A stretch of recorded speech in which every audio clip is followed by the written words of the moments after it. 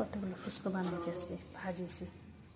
ভাজার পরে তারা আমার মায়ের একটা দে, কী বলে, একটা দেবো না, দুটো দে, কী যে বলে, বাটির মধ্যে দে, এটা আটার বাটি ছিল।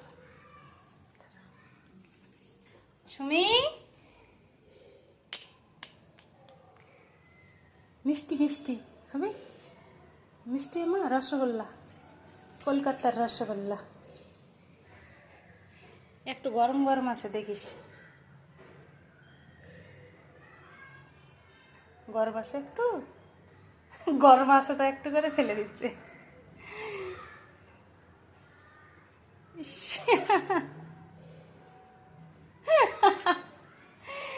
ইস, এরকম করে খেতে হয়?